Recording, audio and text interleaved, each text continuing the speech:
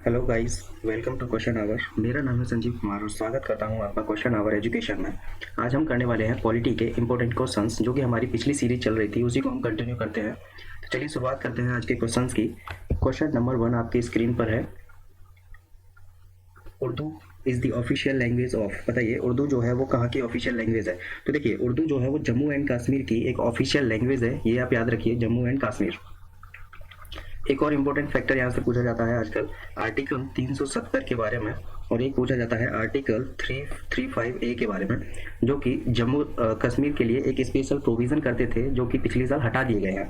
ये important article है, ये आर्टिकल आप पूछे जाते हैं। यहाँ पर ऑप्शन नंबर डी करेक्ट हो जाएगा। अगर मैं जम्मू कश्मीर की बात करता हूँ तो वहाँ पर एक बिल आया था जिसमें कि 5 लैंग्वेजेस के बारे में बात की गई थी, यानी कि वहाँ की जो ऑफिशियल लैंग्वेजेस हैं वो 5 ऑफिशियल लैंग्वेज होंगी। कौन कौन सी ऑफिशियल लैंग्वेज है वहाँ की? एक है डोगरी, डोंगरी नहीं है, ये है Dogri.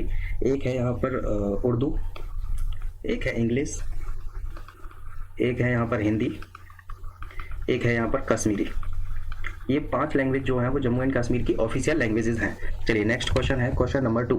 Bengali is the official language of, option A is Uttarakhand, option B is Tripura, option C is Kerala and option D is Chhattisgarh. बताइए बंगाली जो है वो कहाँ पर ज्यादा बोली जाती है? तो बंगाली जो बोली जाती है वो बोली जाती है त्रिपुरा में। आपको पता होगा त्रिपुरा जो स्टेट है वो बांग्लादेश के साथ बाउंड्री टच करता है। और ऑप्शन के हिसाब से अगर हम जाएंगे तो देखिए, छत्तीसगढ़ जो है वो बांग्लादेश के साथ बाउंड्री टच नहीं करता है, उत्तराखंड भी नहीं करता है और केरला भी नहीं करता है। सिर्फ और सिर्फ त्रिपुरा जो है वो बाउंड्री टच करता है। तो थोड़ी झलक दिखती है, अगर किसी स्टेट की बाउंड्री टच होती है तो वहाँ के जो कल्चर होते हैं वो आपस में डिवाइड हो जाते हैं, यानी कि थोड़ा बहुत उधर भी देखने को मिलता है और थोड़ा बहुत इधर बाउंड्री के इधर भी देखने को मिलता है, बाउंड्री टच की वजह से। तो इस क्वेश्चन का ऑप्शन नंबर बी जो है वो करेक्ट है, यानी कि त्रिपुरा में बंगाली लैंग्वेज ऑफिशियल लैंग्वेज है। क्वेश्चन पूछा गया है और ये इंपॉर्टेंट क्वेश्चन है, और ये पूछा गया था आपका एसएससी सीएचएसएल में पूछा हुआ क्वेश्चन है, याद रखिए। चलिए नेक्स्ट क्वेश्चन है, question number 3। Indian constitution how many schedules? Indian constitution has how many schedules, यानी कि भारतीय संविधान में कितनी अनुसूचियां हैं? देखिए, भारतीय संविधान में 12 अनुसूचियां हैं। अगर मैं आपको यहाँ पर अनुसूचियों के बारे में जानकारी दूं तो सबसे पहले हम पढ़ते हैं शेड्यूल नंबर 1। शेड्यूल नंबर 1 में क्या लिखा हुआ है? शेड्यूल नंबर 2 में क्या लिखा हुआ है? देखिए, शेड्यूल नंबर 1 में लिखा हुआ है 28 स्टेट्स के बारे में लिखा हुआ है, और इसमें 8 यूटीज के बारे में लिखा हुआ है, यानी कि यूनियन टेरिटरीज के बारे में लिखा हुआ है। यहीं पर अगर मैं बात करता हूँ शेड्यूल नंबर 2 की, तो शेड्यूल नंबर 2 में लिखा हुआ है सैलरी के बारे में।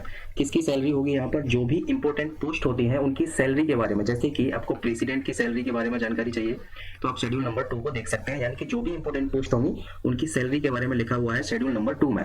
अगर मैं बात करता हूँ schedule number 3, SCH3, schedule number 3 में लिखा हुआ है ओथ के बारे में। जो भी इंपॉर्टेंट पोस्ट होंगी उनकी ओथ के बारे में, यानी कि शपथ के बारे में लिखा हुआ है शेड्यूल नंबर 3 में। अगर मैं बात करता हूँ शेड्यूल नंबर 4 की, तो शेड्यूल नंबर 4 में लिखा हुआ है, यहाँ पर लिखता हूँ मैं शेड्यूल नंबर 4। तो शेड्यूल नंबर 4 में लिखा हुआ है राज्यसभा की सीट्स के बारे में। राज्यसभा सीट्स, यानी कि हर एक स्टेट में कितनी कितनी राज्यसभा की सीट होंगी, वो शेड्यूल नंबर 4 में लिखा हुआ है। Schedule number 5 and schedule number 6 जो है वो भी इंपॉर्टेंट शेड्यूल हैं, इनको हम पढ़ेंगे एक साथ। Schedule number 5 and schedule number 6। देखिए, अगर आपसे क्वेश्चन पूछा जाता है आसाम के बारे में, एक आपको ट्रिक बताता हूं मैं यहाँ पर। अमित्र मेघा, क्या है ये ट्रिक? आ से हो जाएगा यहाँ पर आसाम, मी से हो जाएगा मिजोरम, त्र से हो जाएगा त्रिपुरा, और मेघा से हो जाएगा मेघालय। अगर क्वेश्चन में आपके आसाम, मिजोरम, त्रिपुरा या फिर मेघालय के बारे में अगर एक भी चीज दी हुई है तो आप शेड्यूल नंबर 6 टिक करेंगे। अगर इन तीनों स्टेट्स के बारे में नहीं पूछा गया है, यानी कि इन तीनों स्टेट्स में से किसी भी एक स्टेट का नाम नहीं लिया गया है, तो आप शेड्यूल नंबर 5 टिक करेंगे। सिंपल सा है, schedule number 5 and schedule number 6 दोनों एक साथ पढ़ते हैं। चलिए नेक्स्ट, इसमें अगर मैं बात करता हूँ शेड्यूल नंबर 7 की, तो देखिए शेड्यूल नंबर 7 में क्या लिखा हुआ है? नहीं, शेड्यूल नंबर 7, हाँ, तो इसमें लिखी हुई है 3, यानी कि 3 लिस्ट है। कौन कौन सी लिस्ट है? स्टेट लिस्ट है, इसमें स्टेट लिस्ट है, यूनियन लिस्ट है, और एक है कंकरेंट लिस्ट। देखिए, स्टेट लिस्ट में कितने सब्जेक्ट हैं? कभी कभी क्वेश्चन ये भी पूछ लिया जाता है। तो स्टेट लिस्ट में 61 सब्जेक्ट है। पहले जो हुआ करते थे वो 66 हुआ करते थे, लेकिन बाद में 61 कर दिए गए। यूनियन लिस्ट में 100 सब्जेक्ट है। पहले जो हुआ करते थे वो 97 हुआ करते थे, लेकिन अब 100 सब्जेक्ट है। अगर मैं कंकरेंट लिस्ट की बात करता हूँ तो कंकरेंट लिस्ट में 52 सब्जेक्ट हैं। जो पहले हुआ करते थे वो हुआ करते थे 47 जो है वो पहले हुआ करते थे। जिन पर मैंने गोला किया है वो पहले के हैं, और जो अभी के हैं उन पर मैंने टिक किया है। ये आप याद रखिए। शेड्यूल नंबर 7 में 3 लिस्ट के बारे में लिखा हुआ है और कुछ नहीं लिखा हुआ है शेड्यूल नंबर 7 में। चलिए अब हम देखते हैं next schedule, schedule number 8। Schedule number 8 में क्या लिखा हुआ है? देखिए, शेड्यूल नंबर 8, शेड्यूल नंबर 8 को आसान तरीके से हम याद कर सकते हैं। एक नाम होता है आ भा, आ से तो हो जाएगा यहाँ पर 8 जो कि शेड्यूल नंबर 8 है, और भा से हो जाएगा यहाँ पर भाषा। शेड्यूल नंबर 8 में 22 लैंग्वेजेस लिखी हुई है, यानी कि 22 लैंग्वेजेस लिखी हुई है। पहले जो संविधान बना था उसमें 16 लैंग्वेजेस थी, उसके बाद कुछ अमेंडमेंट किए गए, उन अमेंडमेंट के बाद इसमें 8 लैंग्वेजेस को जोड़ा गया, और 8 लैंग्वेजेस को जोड़ने के बाद 22 लैंग्वेज हो गई इसमें। चलिए नेक्स्ट है शेड्यूल नंबर 9। शेड्यूल नंबर 9 में क्या लिखा हुआ है? शेड्यूल नंबर 9 में आप एक लैंग्वेज लिखिए, अगर पार्लियामेंट कोई कानून बनाती है, पार्लियामेंट कोई कानून बनाती है और उसको शेड्यूल नंबर 9 में डाल देती है, तो जुडिशरी दखल नहीं कर सकती है। ये लाइन इंपॉर्टेंट है, दखल नहीं कर सकती है। देखिए होता क्या था कि जब भी पार्लियामेंट कोई कानून बनाती थी तो जुडिशरी क्या होता था, उसमें दखलंदाजी करने पहुंच जाती थी। फिर हुआ क्या कि एक शेड्यूल नंबर 9 जोड़ा गया था एक कॉन्स्टिट्यूशन अमेंडमेंट करके, और उसी शेड्यूल नंबर 9 में लिख दिया गया अगर पार्लियामेंट कोई भी कानून बनाती है तो उसमें जुडिशरी दखल नहीं कर सकती है, अगर पार्लियामेंट उस कानून को शेड्यूल नंबर 9 में डाल देती है तो। अगर पार्लियामेंट ने कोई कानून बनाया है और उस कानून को बनाने के बाद अगर वो शेड्यूल नंबर 9 में डाल दिया जाता है तो जुडिशरी उसमें दखल नहीं कर सकती है, ना सुप्रीम कोर्ट दखल कर सकता है, ना हाई कोर्ट दखल कर सकता है। चलिए नेक्स्ट है यहाँ पर schedule number 10। Schedule number 10, schedule number 10 में क्या लिखा हुआ है? Anti defection law. इसके बारे में आपने पढ़ा होगा, दल बदल कानून जो है वो शेड्यूल नंबर 10 में लिखा हुआ है। यहाँ पर नेक्स्ट आप देख लीजिए शेड्यूल नंबर 11। शेड्यूल नंबर 11 में लिखा हुआ है पंचायती राज सिस्टम के बारे में। 3 स्तरीय पंचायती राज सिस्टम है, 73rd कॉन्स्टिट्यूशन अमेंडमेंट करके इसको जोड़ा गया था। वो 3 स्तरीय कौन कौन से होते हैं? जिला पंचायत होता है, जनपद पंचायत होता है और ग्राम पंचायत होता है। ठीक है, यहाँ पर एक और देख लीजिए, ऊपर देख लीजिए, स्पेस कम है। शेड्यूल नंबर 12, तो शेड्यूल नंबर 12 में क्या है? शेड्यूल नंबर 12 में है म्युनिसिपैलिटीज के बारे में। म्युनिसिपैलिटीज का भी 74th अमेंडमेंट किया था और तब इसको जोड़ा गया था, और 3 स्तरीय की बात की गई थी। कौन कौन से थे वो? नगर निगम था, नगर पालिका था और नगर पंचायत था। तो यहाँ पर हमने 12 शेड्यूल पढ़ लिया है। नेक्स्ट क्वेश्चन चलिए देखते हैं। क्वेश्चन नंबर 4 आपकी स्क्रीन पर है। Who was the first female governor of India? तो देखिए जो पहली फीमेल गवर्नर थी वो थी सरोजनी नायडू, और कहाँ की थी? उत्तर प्रदेश की थी, उत्तर प्रदेश की थी। अभी इस टाइम पर आनंदीबेन पटेल जो है वो उत्तर प्रदेश की गवर्नर है। चलिए नेक्स्ट क्वेश्चन है question number 5। Who generally presents the finance budget in the Indian parliament? भारतीय संसद में वित्तीय बजट कौन प्रस्तुत करता है? ऑप्शन ए इज आरबीआई के governor, option B is budget minister, option C is finance minister, या option D is finance secretary, जिनको कि वित्त सचिव के नाम से जाना जाता है। बताइए। तो देखिए इस क्वेश्चन का आंसर हो जाएगा सी ऑप्शन जो है वो करेक्ट है, यानी कि वित्त मंत्री जी जो है बजट पेश करती हैं। और कब पेश करती हैं? 1 फरवरी को बजट पेश होता है, 31 जनवरी को जनवरी को क्या होता है? Economic survey, economic survey. ये 2 डेट इंपॉर्टेंट है, 31 जनवरी को इकोनॉमिक सर्वे और 1 फरवरी को बजट पेश किया जाता है। किसके द्वारा किया जाता है? फाइनेंस मिनिस्टर के द्वारा किया जाता है। एक आर्टिकल है, आर्टिकल नंबर 112। इस आर्टिकल के बारे में, बजट के बारे में ही इस आर्टिकल में लिखा हुआ है। बजट के बारे में क्या लिखा हुआ है? बजट के बारे में ये लिखा हुआ है इस आर्टिकल में, अगर कोई सरकार बजट पेश नहीं कर पाती है तो उस सरकार को गिरा हुआ माना जाता है, यानी कि डिसॉल्व माना जाता है। वो जो है गवर्नमेंट अगर बजट ही पेश नहीं कर पा रही है तो वो किस प्रकार की गवर्नमेंट होगी? तो उस गवर्नमेंट को डिसॉल्व कर दिया जाता है, यानी कि डिसोल्यूशन के बारे में लिखा हुआ है, बजट के डिसोल्यूशन के बारे में। जब कोई भी गवर्नमेंट बजट पेश नहीं कर पाती है, जैसे कि अभी हाल फिलहाल में मोदी जी की सरकार चल रही है पार्लियामेंट के अंदर, यानी कि यूनियन गवर्नमेंट जो है वो मोदी जी की सरकार है। अगर मोदी जी की सरकार में बजट पेश नहीं किया जाता है, यानी कि वित्त मंत्री निर्मला सीतारमण जी द्वारा बजट पेश नहीं किया जाता है, तो उनकी सरकार को डिसॉल्व कर दिया जाएगा। चलिए नेक्स्ट क्वेश्चन है क्वेश्चन नंबर 6 आपकी स्क्रीन पर है। The governor takes the oath of the office from chief justice of high court, chief justice of India, या फिर प्रेसिडेंट ऑफ इंडिया, या फिर वाइस प्रेसिडेंट ऑफ इंडिया। जो गवर्नर होते हैं निम्नलिखित में से कौन राज्यपाल को शपथ दिलाता है? आपको आंसर बताना है, राज्यपाल को शपथ कौन दिलाता है? यानी कि जो गवर्नर्स अपॉइंट किए जाते हैं हर स्टेट के अंदर वो किए जाते हैं। अच्छा, इसका जो प्रोविजन लिया गया है वो कहाँ से लिया गया है? क्वेश्चन ये पूछा जाता है। तो हमने जो प्रोविजन लिया है ये लिया है हमने कनाडा के कॉन्स्टिट्यूशन से। कनाडा के कॉन्स्टिट्यूशन से प्रोविजन लिया हुआ है गवर्नर्स के अपॉइंटमेंट का। बताइए इस क्वेश्चन का आंसर क्या होगा? तो देखिए chief justice of high court, यानी कि जो हाई कोर्ट के चीफ जस्टिस होते हैं उनके द्वारा शपथ दिलाई जाती है। चलिए नेक्स्ट क्वेश्चन है question number 7। Which fundamental right has been abolished by the 44th amendment? 2 amendment हुए थे। एक हुआ था 42nd नंबर का अमेंडमेंट, जिसको कि मिनी कॉन्स्टिट्यूशन भी कहा जाता है। ये बहुत इंपॉर्टेंट है, मिनी कॉन्स्टिट्यूशन भी कहा जाता है। क्यों कहा जाता है? क्योंकि उस टाइम पर इसमें इतने अमेंडमेंट कर दिए गए थे कि ये अपने आप में एक मिनी कॉन्स्टिट्यूशन कहलाया जाने लगा। 42nd अमेंडमेंट बहुत इंपॉर्टेंट है, और एक इंपॉर्टेंट है 44th अमेंडमेंट, ये भी इंपॉर्टेंट है। देखिए 44th अमेंडमेंट में एक आर्टिकल था, आर्टिकल नंबर 19(1)F, और एक आर्टिकल था आर्टिकल नंबर 31। इन दोनों को आर्टिकल्स को हटा करके एक आर्टिकल 300A में डाल दिया गया था। देखिए जब ये दोनों आर्टिकल हटाए गए थे, ये article number 19(1)(f) and article number 31, तो ये जो है फंडामेंटल राइट के अंदर आते थे। एक राइट टू प्रॉपर्टी जो हुआ करता था वो फंडामेंटल राइट था, यानी कि आर्टिकल नंबर 19(1)(f) और आर्टिकल नंबर 1931 के तहत ये एक फंडामेंटल राइट था, राइट टू प्रॉपर्टी। लेकिन बाद में 44th कॉन्स्टिट्यूशन अमेंडमेंट किया गया, जिसमें कि आर्टिकल नंबर 300A में इन दोनों आर्टिकल को उठा करके डाल दिया गया और इन दोनों आर्टिकल को फंडामेंटल राइट से चेंज करके एक लीगल राइट बना दिया गया। लीगल राइट यानी कि वैधानिक अधिकार बना दिया गया था, जो कि एक मौलिक अधिकार था पहले। ये इंपॉर्टेंट है, यहाँ पर ऑप्शन नंबर बी जो है वो करेक्ट हो जाएगा, यानी कि ये पहले एक राइट टू प्रॉपर्टी था, इसको हटा करके फंडामेंटल राइट से लीगल राइट बना दिया गया था, आर्टिकल नंबर 300A में डाल दिया गया था। चलिए नेक्स्ट क्वेश्चन है, question number 8। Silvassa is the capital city of, option A is Assam, option B is Chhattisgarh, option C is Dadra and Nagar Haveli and option D is Telangana. बताइए।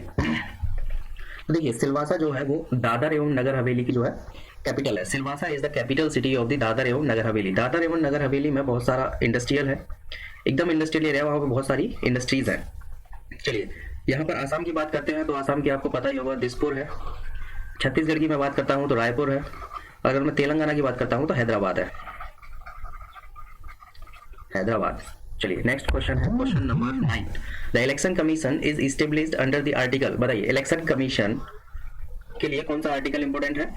तो देखिए आर्टिकल नंबर 324 बहुत इंपॉर्टेंट है इलेक्शन कमीशन के इस्टेब्लिशमेंट के लिए। चुनाव आयोग किस अनुच्छेद के अंतर्गत स्थापित की जाती है? तो वो है अनुच्छेद 324, आर्टिकल नंबर 324, बहुत इंपॉर्टेंट है। चलिए नेक्स्ट क्वेश्चन है, question number 10। How many schedules does the Indian constitution have? तो 12 शेड्यूल्स है, ये मैंने अभी आपको बताया था पहले क्वेश्चन में। चलिए नेक्स्ट क्वेश्चन है, question number 11। The power to grant a pardons और सस्पेंड और limit the sentence of any convicted persons is vested in the, option A is president, option B is vice president, option C is supreme court and option D is minister. किसी भी दोषी व्यक्ति को क्षमा, अनुदान या फिर उसकी सजा का निलंबन या फिर परिहार करने की शक्ति किसको प्राप्त है? तो देखिए ये शक्ति सिर्फ और सिर्फ प्रेसिडेंट को प्राप्त है, न तो इसमें वाइस प्रेसिडेंट कुछ कर सकते हैं, न सुप्रीम कोर्ट कर सकता है, न डिफेंस मिनिस्टर कुछ कर सकते हैं। अगर प्रेसिडेंट चाहे तो उसको क्षमादान दे सकते हैं। इस क्वेश्चन का आंसर हो जाएगा ऑप्शन नंबर ए जो है वो करेक्ट है। चलिए नेक्स्ट क्वेश्चन है, question number 12। Who elects the member of the Rajya Sabha? Rajya Sabha के सदस्यों का निर्वाचन कौन करता है? बताइए। तो देखिए यहाँ पर ऑप्शन दिए हुए हैं, elected members of the legislative assembly, यानी कि विधान परिषद के जो निर्वाचित सदस्य होते हैं, क्या वो राज्यसभा के मेंबर्स को चुनते हैं? ऑप्शन बी दिया हुआ है पीपल, यानी दिया हुआ है यहाँ पर लोकसभा, और ऑप्शन सी जो दिया हुआ है elected members of the legislative assembly. देखिए elected member of the legislative assembly यानी कि विधानसभा, जिनको कि आप विधायक बोलते हो, वो इनके लिए वोटिंग करते हैं। राज्यसभा के मेंबर्स के लिए विधायक वोटिंग करते हैं और इनको स्टेट्स का रिप्रेजेंटेटिव कहा जाता है। जो भी राज्यसभा के व्यक्ति होते हैं जो राज्यसभा में बैठते हैं उनको स्टेट्स का रिप्रेजेंटेटिव कहा जाता है, ये आप याद रखिए। इसको परमानेंट हाउस बोला जाता है राज्यसभा को, ये भी आप याद रखिए। क्वेश्चन पूछ लिया जाता है यहाँ से कि किसको परमानेंट हाउस बोला जाता है। इसको परमानेंट हाउस इसलिए बोला जाता है क्योंकि इसके सभी सदस्य का एक साथ इलेक्शन नहीं होता है। इसके 1/3 मेंबर्स यानी कि 1/3 मेंबर्स रिटायर्ड एवरी 2 ईयर्स, यानी कि हर 1-2 साल में इसके 1/3 मेंबर्स का रिटायरमेंट होता है। अगर मैं इसके टाइम पीरियड की बात करता हूं तो जो इनका टाइम पीरियड होता है वो होता है 6 ईयर्स, यानी कि इनके जो मेंबर्स होते हैं उनका जो कार्यकाल होता है, टेन्योर होता है, वो होता है 6 साल का। ऑप्शन नंबर सी जो है क्वेश्चन नंबर 12 का सही है। चलिए नेक्स्ट क्वेश्चन है, question number 13। Which article specifies the fundamental duties of every citizen? यहाँ पर बात किया गया है मौलिक अधिकार, नहीं मौलिक कर्तव्य। एक होते हैं फंडामेंटल राइट और एक होते हैं फंडामेंटल ड्यूटीज, दोनों में बहुत अंतर है। देखिए फंडामेंटल राइट जो है वो है पार्ट नंबर 3 में। पार्ट नंबर 3 में कहां से कहां तक है? आर्टिकल नंबर 14 से लेकर के आर्टिकल नंबर 32 तक है। ये आप याद रखिए। कितने फंडामेंटल राइट हैं? 6 फंडामेंटल राइट है। ये इंपॉर्टेंट है। कहां से लिए गए हैं? तो यूएसए के कॉन्स्टिट्यूशन से लिए गए हैं, United state of America, USA के कॉन्स्टिट्यूशन से लिए गए हैं। देखिए अब मैं बात करता हूं फंडामेंटल ड्यूटीज की। तो देखिए फंडामेंटल ड्यूटीज के लिए एक आर्टिकल बहुत इंपॉर्टेंट है, आर्टिकल नंबर 51A। इसी में फंडामेंटल ड्यूटीज लिखी हुई है। अगर मैं पार्ट की बात करता हूं तो ये है पार्ट नंबर 4A, ये भी इंपॉर्टेंट है। अगर मैं बात करता हूं कहां से लिए गए हैं तो ये लिए गए हैं यूएसएसआर के संविधान से, यानी कि यूनाइटेड सोवियत संघ रूस के संविधान से इनको हमने लिया है और इनको हमने 42nd नंबर का कॉन्स्टिट्यूशन अमेंडमेंट किया गया था और उसके जरिए इनको संविधान में जोड़ा गया था फंडामेंटल ड्यूटीज को। कितनी फंडामेंटल ड्यूटी जोड़ी गई थी? जब हमने इनको लिया था तो उस टाइम पर 10 फंडामेंटल ड्यूटीज जोड़ी गई थी। इसके बाद में एक 86 नंबर का कॉन्स्टिट्यूशन अमेंडमेंट किया गया था 2002 में और उसके तहत एक और फंडामेंटल ड्यूटीज को जोड़ा गया था और उसके बाद ये 11 फंडामेंटल ड्यूटीज हो गई थी। ये इंपॉर्टेंट क्वेश्चन है। आर्टिकल नंबर 51A जो है इसका करेक्ट आंसर हो जाएगा। चलिए नेक्स्ट क्वेश्चन है question number 14। Under which article is the union public service commission of India established, जिसको कि शॉर्ट फॉर्म में यूपीएससी बोलते हैं। यूपीएससी बताइए आर्टिकल नंबर 315 है, आर्टिकल नंबर 250 है या आर्टिकल नंबर 300 है या फिर आर्टिकल नंबर 352 है। तो देखिए अगर मैं यूपीएससी के बारे में बात करता हूं तो आर्टिकल नंबर 315 आप याद रखिए। यूपीएससी हो या फिर स्टेट पीएससी हो, दोनों के लिए यही आर्टिकल है, स्टेट पीएससी का और यूपीएससी का। एक और यहाँ पर आर्टिकल आता है आर्टिकल नंबर 312, जिसमें कि ऑल इंडिया सर्विसेज के बारे में लिखा हुआ है। और आपको पता होगा हमारे यहाँ पर सिर्फ और सिर्फ 3 ही ऑल इंडिया सर्विसेज हैं। कौन कौन सी हैं? आईएएस है, आईपीएस है और एक आईएफएस है, यानी कि फॉरेस्ट सर्विस है, पुलिस सर्विस है और एडमिनिस्ट्रेटिव सर्विस है, यानी कि प्रशासनिक अधिकारी, जिसको कि जिला कलेक्टर भी बोला जाता है, डीएम भी बोला जाता है। चलिए अगर मैं बात करता हूं कि अगर कोई चौथी इंडियन सर्विस जोड़ी जाए ऑल इंडिया सर्विस तो उसको जोड़ कौन सकता है? तो ये और ये पावर जो दे रखी है सिर्फ और सिर्फ राज्यसभा के पास इतनी पावर है कि अगर राज्यसभा चाहे तो स्पेशल मेजोरिटी से, यानी कि 2/3 मेजोरिटी से अगर प्रस्ताव को पास कर देती है राज्यसभा तो एक ऑल इंडिया सर्विस यानी कि नई ऑल इंडिया सर्विस जोड़ी जा सकती है। फिलहाल यहाँ पर हमारा जो आंसर होगा वो होगा आर्टिकल नंबर 315, जो कि यूपीएससी यानी कि यूनियन पब्लिक सर्विस कमीशन से रिलेटेड है या फिर स्टेट पीएससी से रिलेटेड है। चलिए नेक्स्ट क्वेश्चन है question number 15। Article number 356 of the Indian constitution is about 356। बताइए 356 में क्या लिखा हुआ है? तो देखिए 356 में लिखा हुआ है, यहाँ पर मैं आपको 2-3 आर्टिकल बताता हूँ। पहले पार्ट बता देता हूँ। एक इमरजेंसी के प्रोविजन किए गए हैं, आपातकाल के इमरजेंसी के जो प्रोविजन किए गए हैं वो किए गए हैं पार्ट नंबर 18 में। ये आप याद रखिए, पहला क्वेश्चन यही पूछा जाता है। अब यहाँ पर एक क्वेश्चन पूछा जाता है आर्टिकल नंबर 352 से रिलेटेड, जिसमें कि नेशनल इमरजेंसी के बारे में लिखा हुआ है। क्या होता है नेशनल इमरजेंसी? तो राष्ट्रीय आपातकाल। एक आर्टिकल पूछा जाता है आर्टिकल नंबर 360, जिसमें कि फाइनेंशियल इमरजेंसी के बारे में लिखा गया है। क्या होती है फाइनेंशियल इमरजेंसी? यानी कि वित्तीय आपातकाल, जो कि आज तक भारत में नहीं लगाया गया है और ना ही लगाया जाए तो वही अच्छा रहेगा। आर्टिकल नंबर 352 का इस्तेमाल सिर्फ एक बार किया गया था, इंदिरा गांधी जी के टाइम पीरियड पर 1976-75 की बात है ये। अगर मैं बात करता हूं एक और आर्टिकल है आर्टिकल नंबर 356, जिसमें कि प्रेसिडेंट रूल के बारे में लिखा गया है।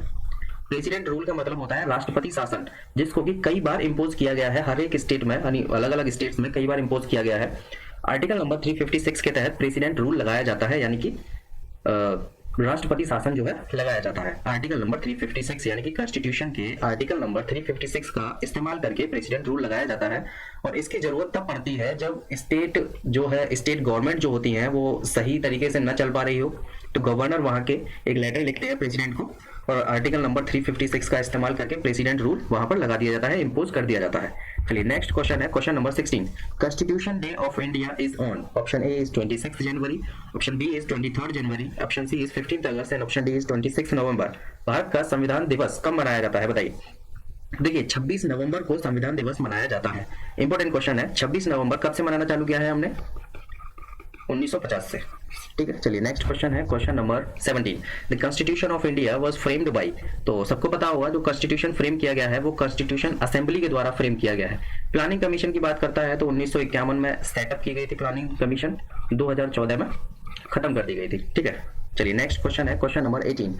What is the retirement age of the prime minister? तो देखिए प्राइम मिनिस्टर की रिटायरमेंट एज के बारे में कॉन्स्टिट्यूशन में कहीं नहीं लिखा गया है, नो लिमिट, यानी कि प्राइम मिनिस्टर के एज लिमिट के बारे में कहीं पर नहीं लिखा गया है। लेकिन अगर मैं आपको बता दूं प्राइम मिनिस्टर बनने के लिए जो मिनिमम एज होनी चाहिए वो होनी चाहिए 25 ईयर्स।